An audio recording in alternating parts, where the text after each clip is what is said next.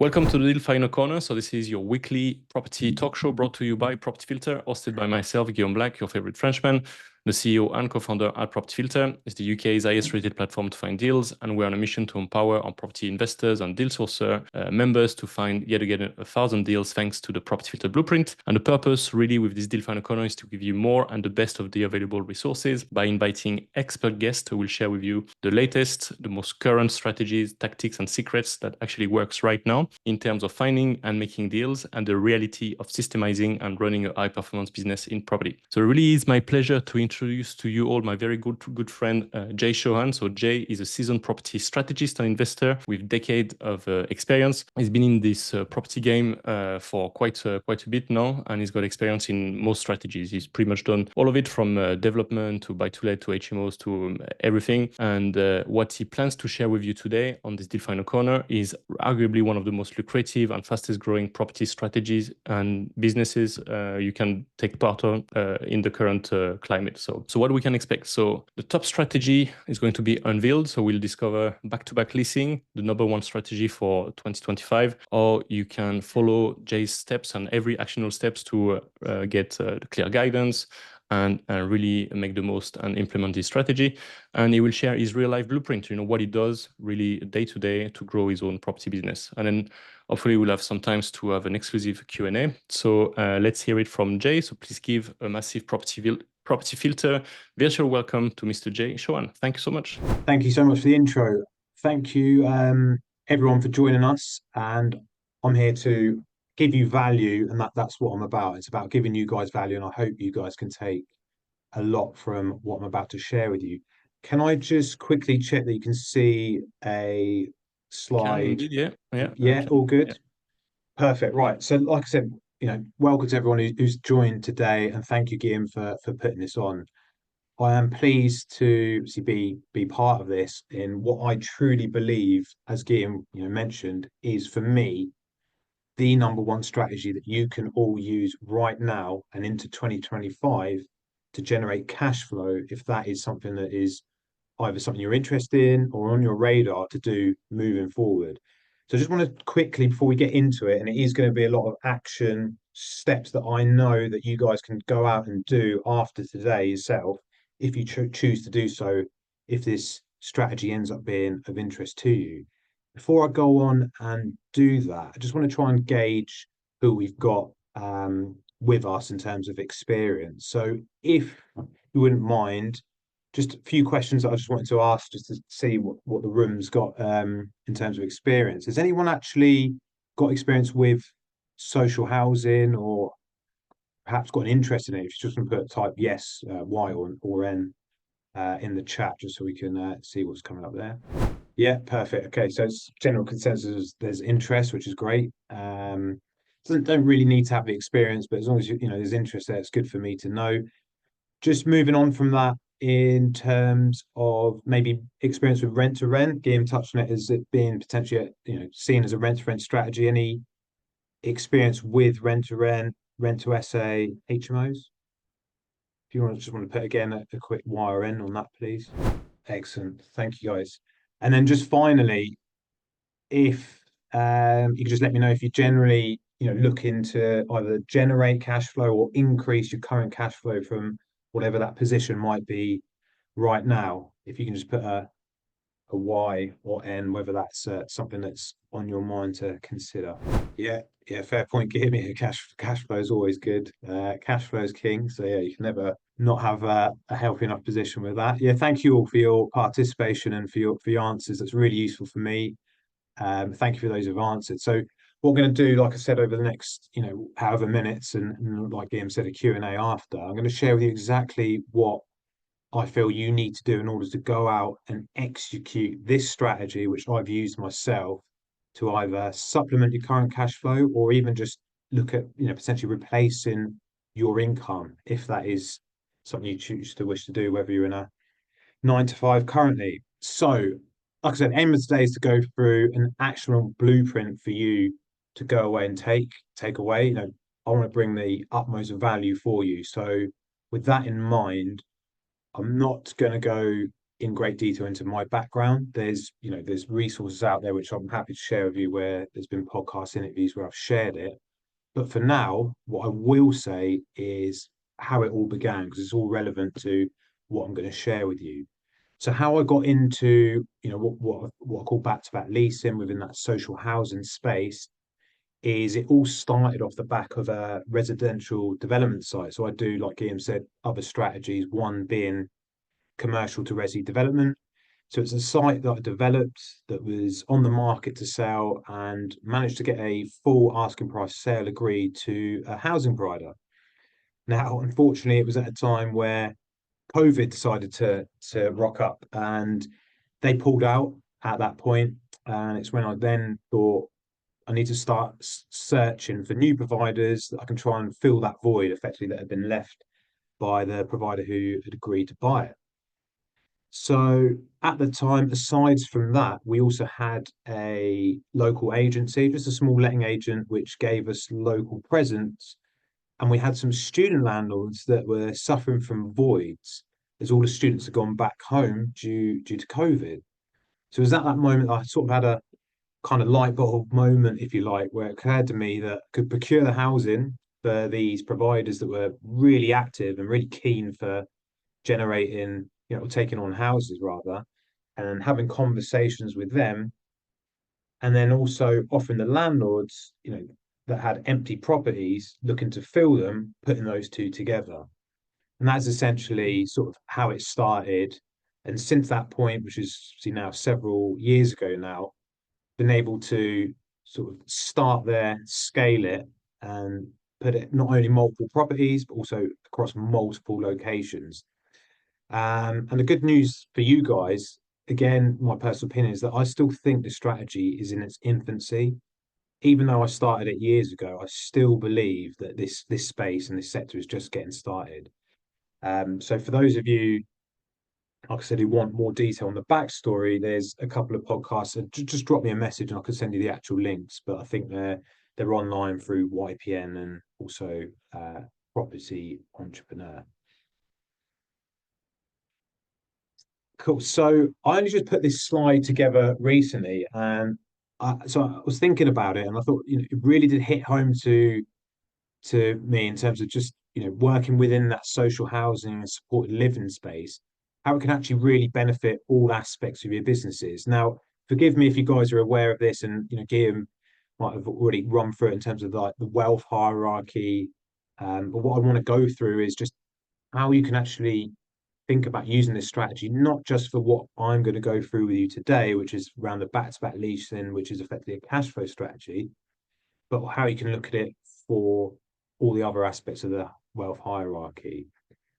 So, like I said, back-to-back leasing, we'll discuss that today.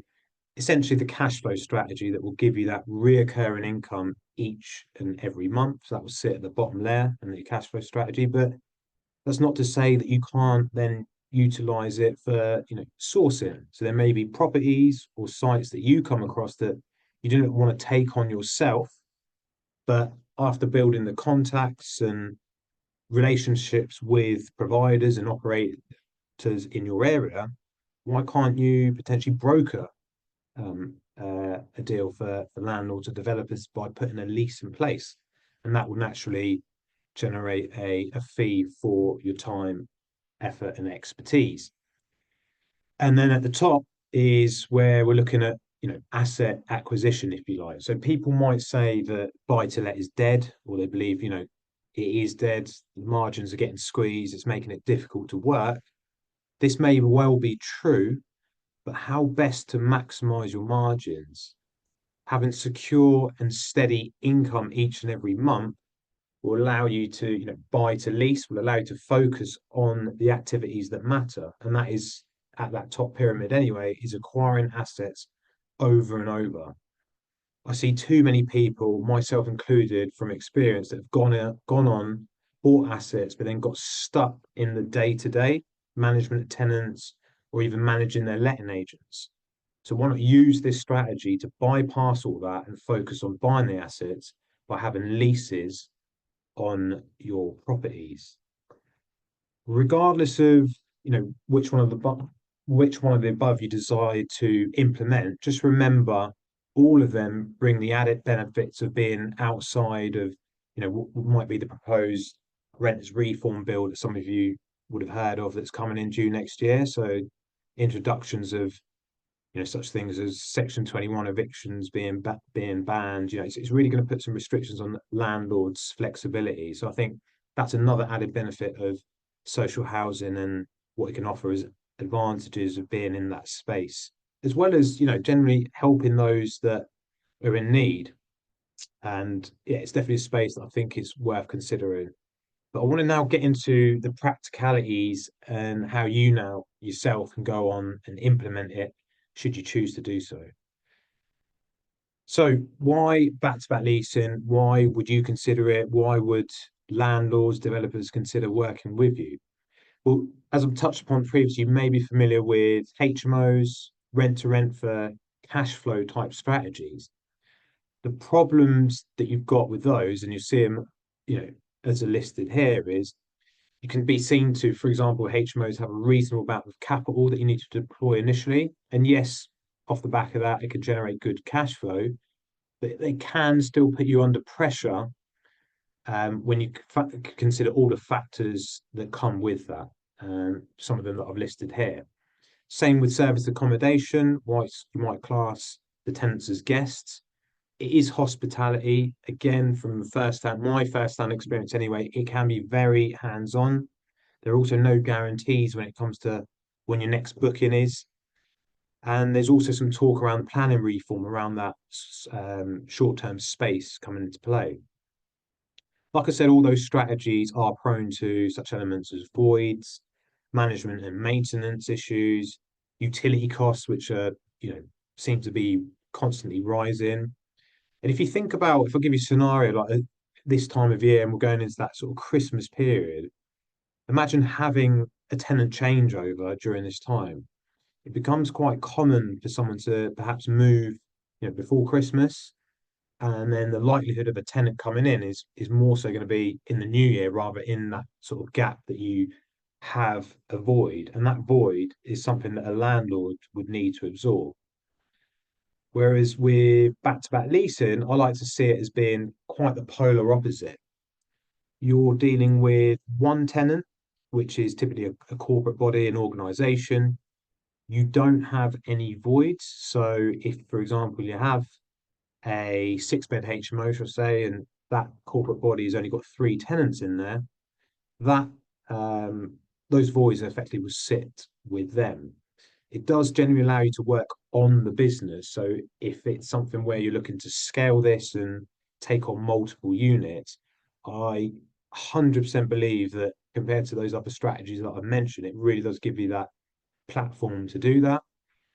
And then the intricacies around having no utility costs, no tenant management. So with that HMO example, you wouldn't be involved with the actual individuals that occupy that tenant. You're managing the corporate body, if you like. And then a lot of these offer no maintenance, certainly no internal maintenance, but you can go as far as getting a full FRI type setup, which would mean there would literally be absolutely no maintenance with the externals of the property as well. And then in terms of setup costs, I've benchmarked this against some initial rent to rents and essays that I've sent out previously. And it's a very low amount of capital that you'd need in comparison, while still giving you that high cash flow amount that you can generate. And I'm going to share with you guys some actual examples of this and how it essentially looks in practice. Okay, so oops, slip there. So I want to keep this as simple as I can, just so you all get it. And apologies for those who completely understand the concept. So I won't spend too long on this slide. But essentially, you take a lease on a property that you don't own. You will then find an operator who is a third party who wants to lease that building with you sitting in the middle. So if you think management agent or how a letting agent may sit in the middle between a landlord and tenant. So you have a lease with the landlord. That's a lease, you lease it from them. And then you have a lease with a provider. That's you leasing it to them. And this is why it's called a back-to-back lease, where you put the two leases together, taking a fee in the process of doing so.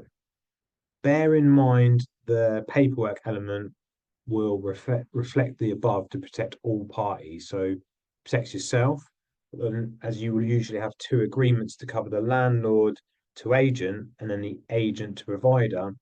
That's all encompassed in between those two contracts that you've got, so that all the clauses reflect that. So where would you find suitable properties to perhaps, if you're considering doing this? There's a multitude of places that you can look within. What I want to get you guys to focus on is think firstly about things you need to consider in terms of the type of person you want to work with or the type of landlord.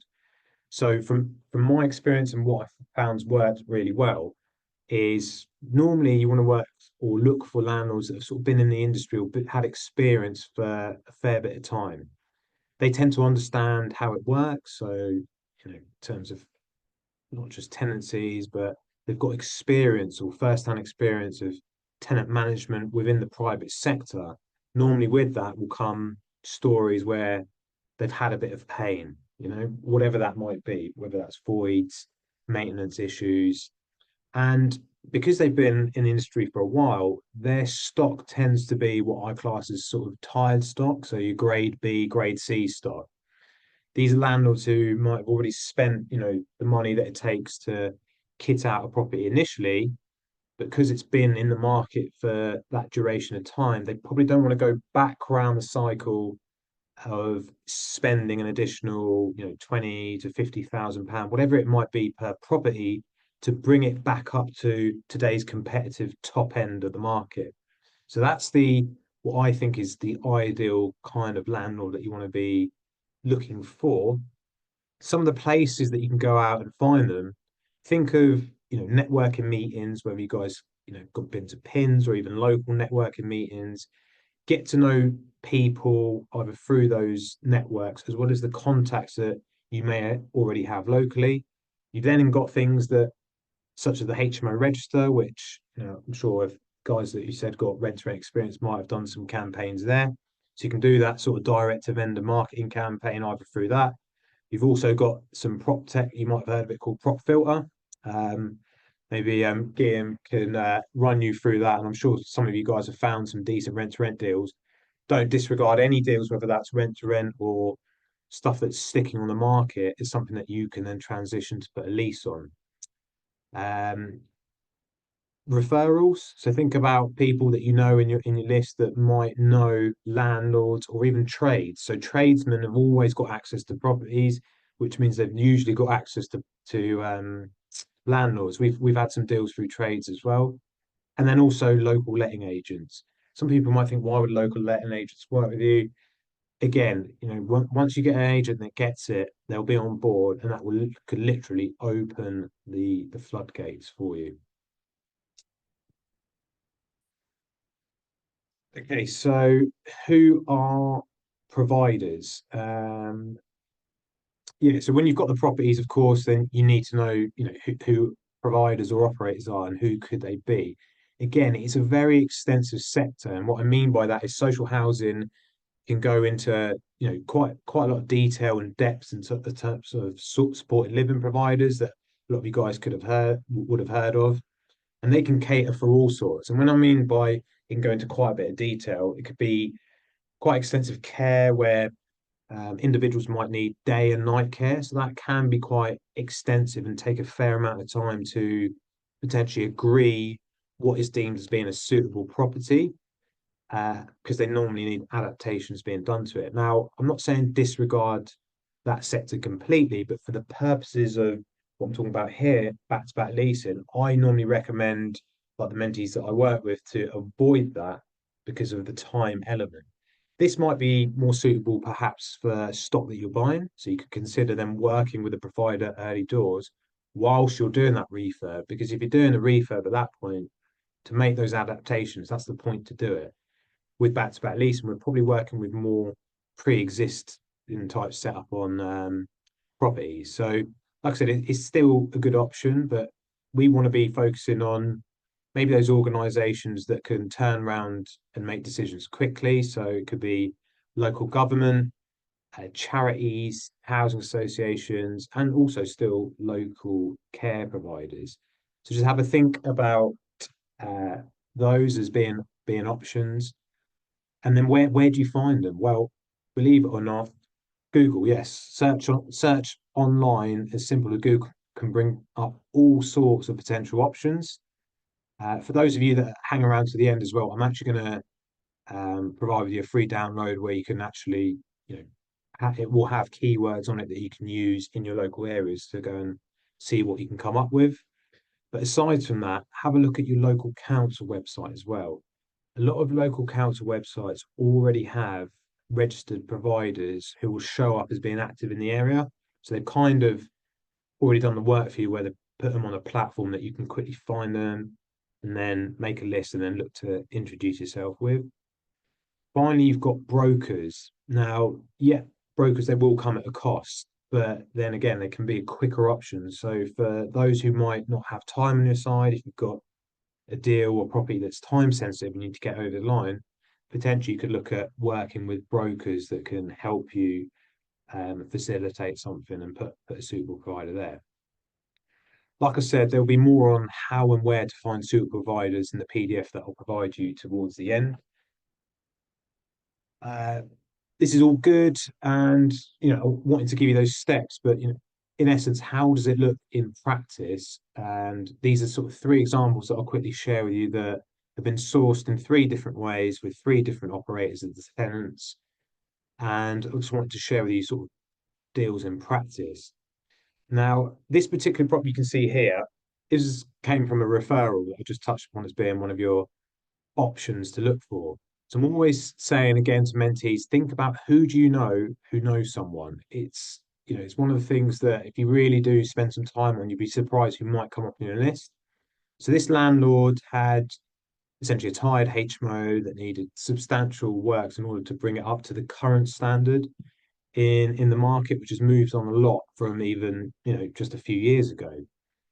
They understood that times have moved on a fair bit, I think, since last 5 years when they maybe did a bit of refurb to it, and and that it needed a refresh. So we agreed to do the refresh and some upgrades, and it's mainly compliance upgrades that you normally do when you're looking at working with operators rather than anything drastically cosmetic. So there was nothing really major, and we managed to lease this to a local operator who's still in there now.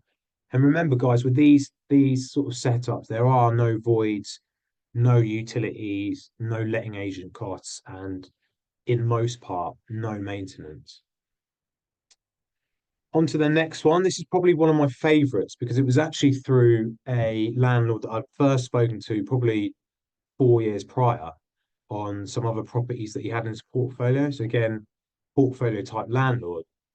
And when I first started to, do some of these deals, I really tried to spend time finding out who the ideal landlord avatar was for me.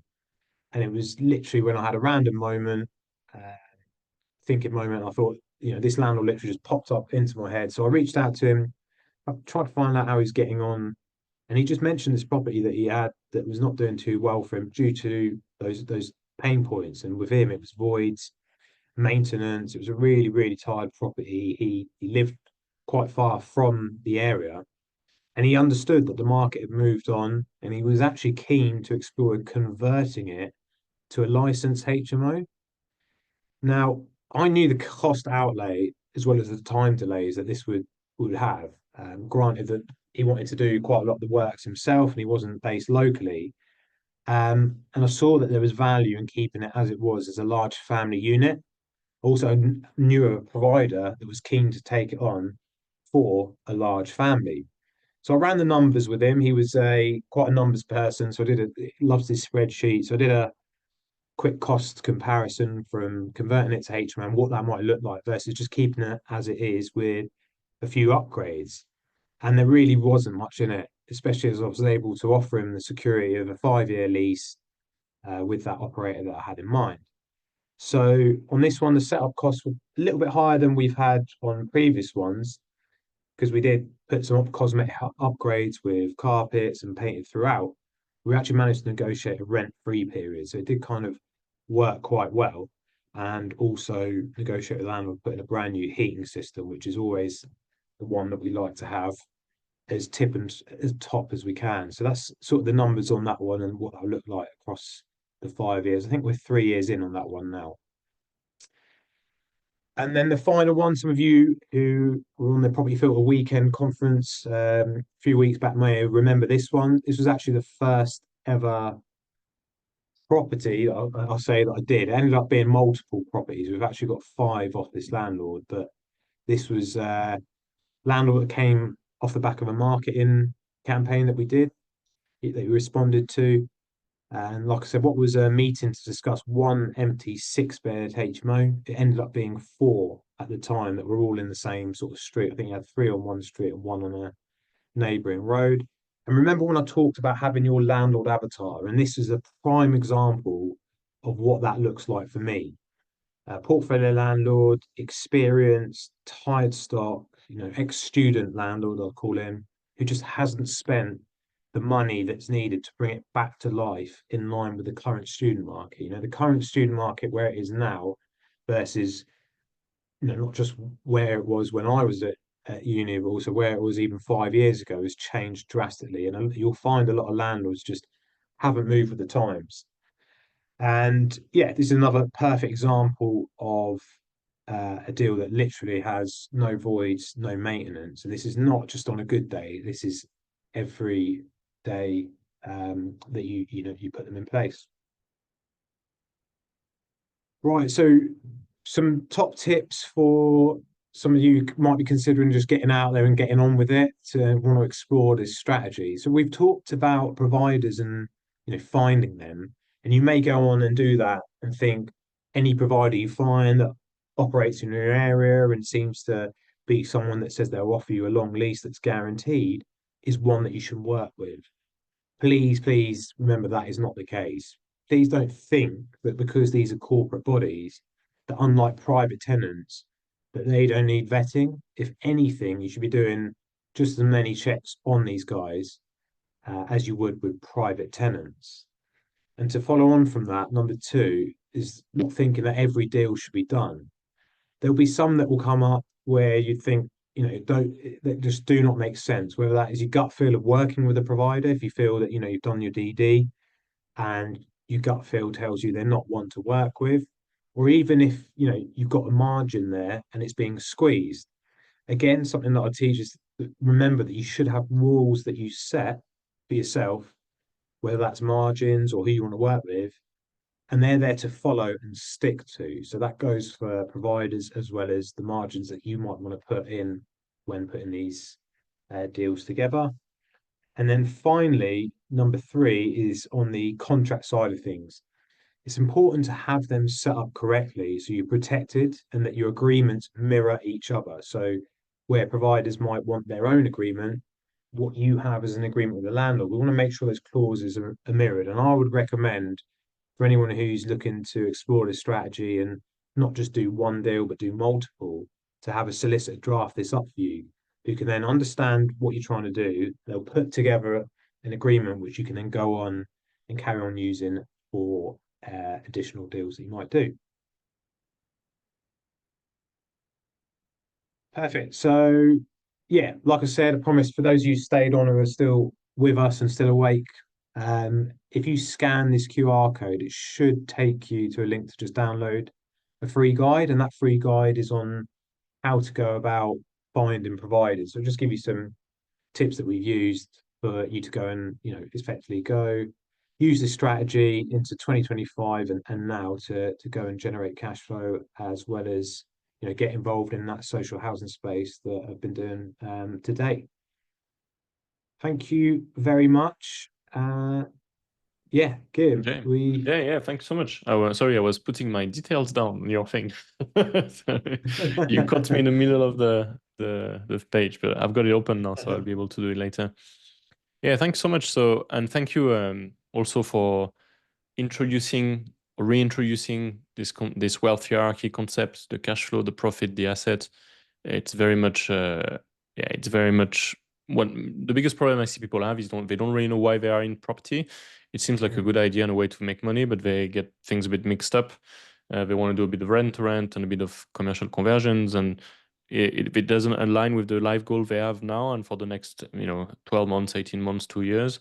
And I think that's clear for me. That was a big game changer onto understanding this, so that you focus on cash flow to pay your bills, you grow your wealth by stacking the profits and the fees and things like that, and then ultimately you use this money to this capital to build your portfolio as passive as possible. So that's very much been been useful, and also it helps people understand that the back-to-back leasing, you can make it work in so many ways, because the key is in finding the providers, and the properties become super easy to find.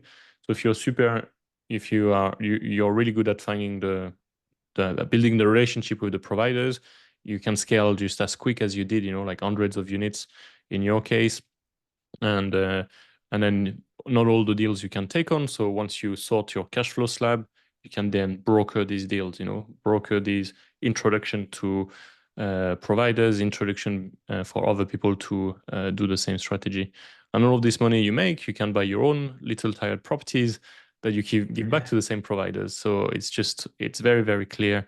And we can see in the current market, this is very much a strategy that works, So thanks for that. And thank you for the landlord avatars, I think it's another mistake I see people do is we're not necessarily targeting the right people, not necessarily speaking with the right people, and it's very disheartening. You speak to people, you go to other property events, and everyone is like you, growing, and trying to generate some cash flow, and you don't look after the millions of landlord-owned properties that are maybe unencumbered, sitting in big portfolios, sometimes sitting empty. And then this is the type of the people you want to speak with. So yeah, that was super, super helpful. Thank you. Let me have a look at the chat. Someone's asking are you able to pop the link directly in the chat, Jay, as well? So people are asking that they couldn't make it work. Yeah. Is it Yeah, no back-to-back leasing.co.uk? Is that the thing? Yeah, there's a direct link for the download, but yeah, let me I'll get that in the Yeah. chat as well as send it to Guillaume after to put into no problem. Patrick's asking, sounds great, very interested. As years ago, I had the letting agent clients. I will go and look them up. Yeah, that's a really good point as well on letting agents. So you said basically once they get it, they become your friends and the floodgates open. So how do you educate the letting agents to let you in on all the tired stock?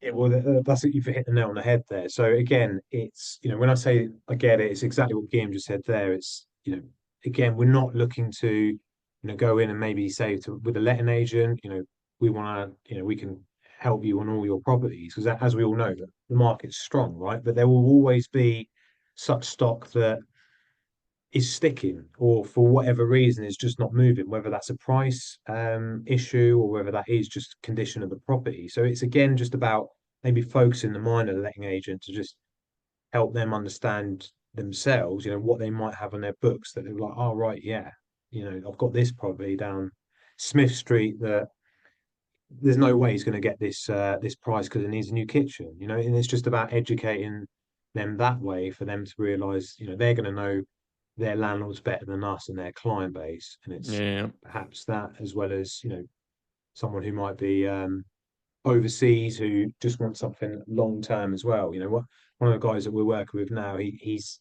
managed to do that quite well with letting agent who's literally just throwing him stock. Amazing. Yeah. Yeah, for anything, when you come into a conversation, you want to understand what is it that the other party wants and who is the other party's avatar, So the letting agents, they want the vanilla stuff that will rent all day long, that for which they have queues of people who want it. But then they'll also have those complicated properties, the headache properties that don't rent or churn a lot, and there's always maintenance, and it's just a lot of noise for them. So positioning yourself in a way where you take away all of this pain is pretty much what you're talking about, right? Yeah, 100%. Exactly. And so the tip for this, if you want to weigh in, and sometimes the best way in with letting agents is looking at these properties that are to rent and struggling to rent in on property filter, and then you put a filter and you see like all the other properties that the agent has, so you can filter by agent and you can see all the rest of the other stuff. Have a look if they have another one or two of these complicated properties, and then you have a conversations about these specific ones. It just gives you a way in, but then the conversation is a lot broader. It's not only on what's struggling to rent right now, but it's also what else have they got on their books or being rented or maybe not on the platform or headaches. And if you position yourself quite professionally with the ones that are available right now, they might not work today for one reason or another, but use this as an opportunity to educate them, and then you can have a broader conversation about everything else. Okay. Cool. Let me go through. Vital is asking, what is the property? So we talked about the landlord avatar. What are the property avatars? I guess it will depend on every provider, isn't it? Correct. Yes, that's exactly it. We've done literally. I've just had a phone call today, potentially placing like one bed flats. But then I started off focusing only on HMOs. So I thought HMOs was the way to go. So it can literally be anything, blocks of flats as well. Some providers will just want blocks. It really depends, like Ian just said there, who you're working with and really understanding what their remit is. Once you do that, then you can tailor that if you like to go and find a suitable property. So I guess it's the old, it's like the sources questions. Do you find the deal first or the investor Yeah, first? it's good. And then in this Uh, case, do you find the provider first or the deal first? Like how does that work? yeah. Well, yeah. I mean, I don't know if there's a right or wrong answer for this. I'd probably, if I had to lean, I don't like sitting on the fence. So if I had to lean one way, I'd probably say find a provider that Yeah. you're happy to work with, and then understand what it is they want. I think that's probably the way I'd go because, like I said, all providers are different, and they all require different stock, and that is also constantly changing. We've had providers that just wanted HMOs that have now said, "Do not give us any more HMOs." So it's constantly changing. But then again, this is it's a people's business. So it's just having that conversation with them and constant dialogue to see what they want. And is it like very corporatey, like when let's say you find their details, you send them an email, you follow up, and you tend to speak with gatekeepers, or do you get around to speak to the people who can actually help you and work with you? What's the kind Yeah, of scenario I, there? I'd say again, you'd be surprised what you think is a corporate body in quite a large organization seems to be running like a one-man band. It's really strange, and these are well-backed companies, but yeah, really poorly run logistically. But then you've got other companies that you think are very small, but they're just more personable because you're dealing with that one person, constantly like sending me WhatsApps. It's probably easier to do deals that way, I find, rather than trying to ring a switchboard and just not getting through ever. So, again, provider depends on their size, what sector they operate in as well, that makes a difference in terms of who you typically deal with. Yeah, thank you. Neil is asking any advice on how to get the council's adult services commissioner to actually respond. Previously, I had positive conversations with him, but he's gone silent It's on gone. me. I've just seen that. Yeah. So Neil, two things on that. I could probably suggest. Well, hopefully the downloads work for you. In that is a little section I think on utilizing LinkedIn. Sounds like you've already got his details anyway. I would try and, if you haven't tried LinkedIn, maybe try and touch base with him via there. Um, and yeah, see if you can get hold of him that way, and then see if he's also got maybe maybe not so much a superior, but a similar typed person in the role to see if there's someone else that can maybe assist. But yeah, with this, public sector type activity is all about perseverance, and I feel your pain. Like we've had councils who we know are crying out for properties, literally just don't respond. And it's like, well, sort of help us help you kind of thing. But it just yeah, I think it's easier said than done with these guys. So yeah, hopefully try that method and see if that gets you any Yeah, results. yeah. Yeah, it's a really, really interesting point, LinkedIn. So I find for example, when you're dealing with agents and you want to speak with the right person, you can rebuild your own little organization chart of their organization just by looking on LinkedIn. I suppose you can do the same here. So if someone is the commissioner, there's going to be someone else which is, I don't know, assistant commissioner or whatever fancy other role that they will have. And then you can join the dots and have a bit of a pincer move to get your message across, right?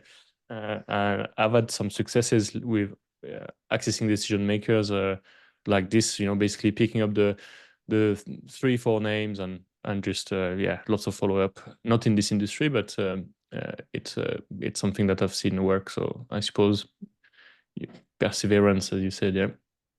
Yeah, definitely. Paul saying sounds good. Would you regard the NHS as kind of a provider? So Paul is letting out a flat to the NHS with similar aspects of back-to-back leasing, with agreeing long leases and things like that.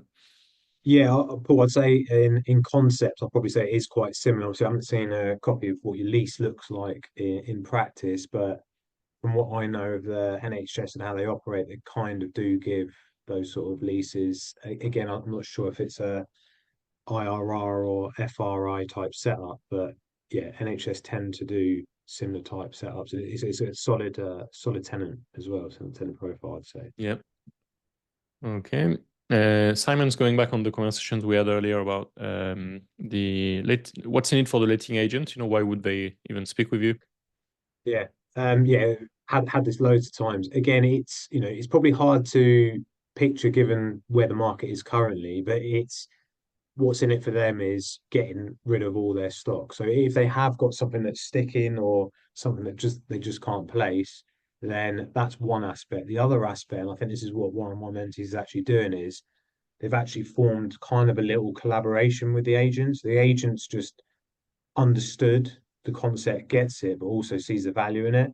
So they probably want to collaborate with together in terms of maybe getting additional fees out of it or just moving stock on that way as well. So there's different ways that a letting agent can view it, but I'd say first and foremost it is if they do have any stock that's not quite sticking or not quite moving at maybe a price point it needs to, that's where you could potentially provide a solution. Okay. And so with the agents, would you have is it more like a find of referral fee structure, or would you Yeah, have them on the retainer for the duration or something? Or yeah, so obviously they've since the tenant fees sort of been banned out, you could literally sort of try and bridge that gap. So you could maybe put an additional fee. So they might still obtain a fee from the landlord, maybe not the same fee amount. You can then maybe supplement them with a fee for brokering a deal or sending a deal across to you, as well as they might just take a monthly fee, like a retainer, if you like, for putting a deal across. okay. Okay, awesome. And thanks for putting the link over here. Gaurav, what is the basis of rent received from the provider? Is it based on number of bedrooms, amenity, or something else? What's the basis of rent receipt?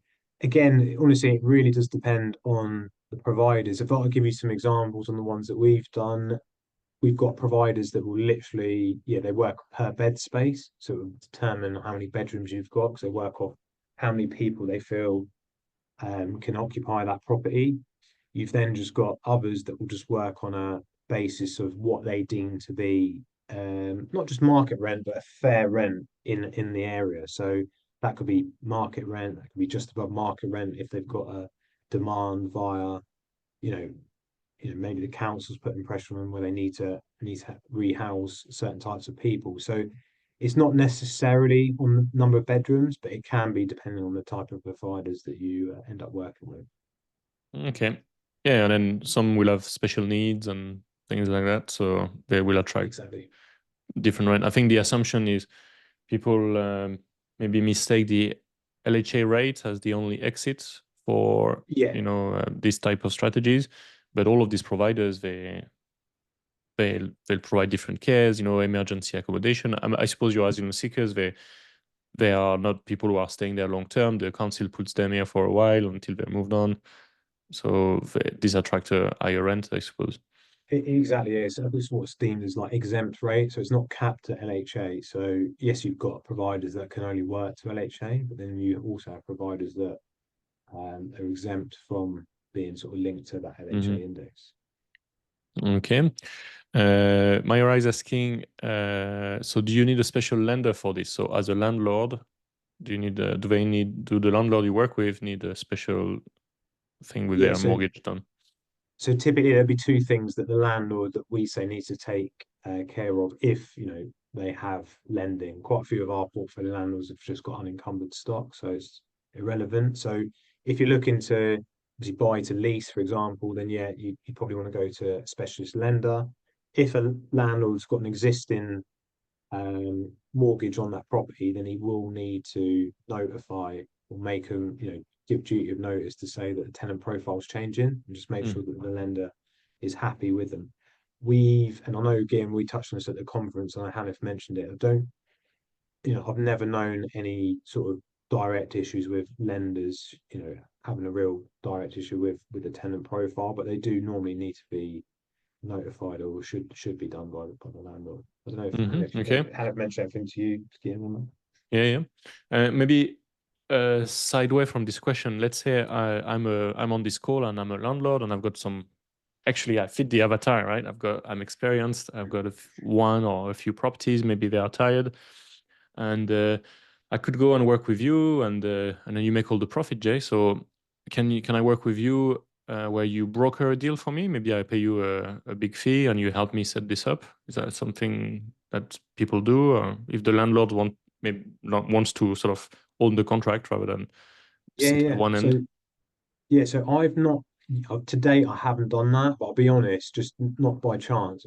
I have been approached by developers, portfolio landlords to just understand, how they can have a lease facilitated. So I haven't actually taken one through, but it's 100%. That's why I put it in there on that wealth hierarchy, that would Yeah.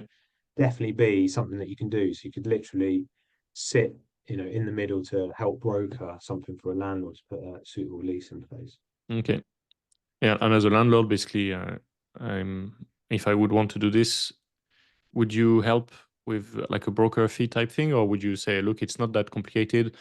Have a look at on the downloads, and there's some ways where we can work together, and I can show you how to do. Is that what's there, Jay?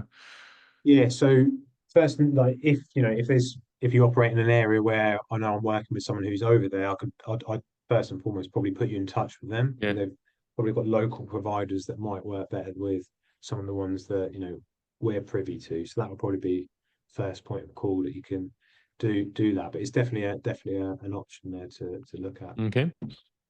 So yeah, Gabriel's question is very close to the previous one we talked about on the mortgage. So yeah, they will need to be notified, and it will depend on the lenders. Simon saying most providers are paying LHA rates, but landlords are expecting private tenant rates. Can you comment on that a bit? Yeah, a little bit like we touched on before, and I understand your sentiment, Simon. I think it's you know I don't want to call it a buzzword, but it's like everyone's now sort of jumping on the sort of social housing, supported living, and then just straight away latching it onto sort of a SA type model to say, yeah, we want market rent. You're completely right that there's plenty of, if not more, providers that are capped, as I mentioned, to LHA rate. There are, though, also providers that are exempt, like I mentioned. So it's just about trying to identify who that could be in your area, and then working with them to explore whether you can, work with a landlord to put a lease on. In some of the areas that have operated in the southeast, the LHA versus the private rental rate, the disparity is too big. Yeah, so a lot of these providers get it, otherwise they won't get any property. So it's having that conversations, and I know for a fact the councils get that as well. Otherwise, they won't get any properties because LHA versus private rental, especially in some places in London, you can't compete. Well, thanks so much. I think that's it for the questions. Do you have any sort of closing sentiment for us, No, Jay, today? just yeah, I hope you guys all got some value. Hopefully, some of you will go out and try and implement this, and start having just think, guys. It's all just about having conversations. it's all it is, whether it's with a landlord, whether it's with a provider. I think what I'd say, like a key takeaway is if you can get your head around not just what I've gone through, but generally what the benefits are for both providers. I think that's quite self-explanatory, but for landlords versus, you know, dealing with the private rental market and then what might come on the horizon next year with a renters reform bill, you can really put a compelling, not even an argument. It's just straight facts. Put that together, and when landlords get it, they'll land, and it is literally just having those conversations. So yeah, thank you, Guillaume, for Yeah, no, facilitating, and thanks like I so said, much. hope you guys got value. And Yeah, very much yeah, so. Thank you. Really appreciate you joining us today. And thank you, everyone, for joining us on today's Deal Finder Corner. So until next time, visit propertyfilter.co.uk, log on to your Property Filter account, have an endless supply of deals, join the top 1%, and become a high achiever deal finder. Do more deals in less time. And I look forward to seeing you at next week's Deal Finder Corner. I think there's a link in there where the team's already put there. So if you want to book for next week, looking forward to seeing all of you again. Thanks so much, Jay. Thank you, everyone. Do take Thank on you. Jay's. Thank you. Yeah, thank you. Yeah, take do care. take on Jay's little offer. I'll be going through the PDF myself this afternoon. Thanks so much. Have a great day, and speak soon. Bye bye.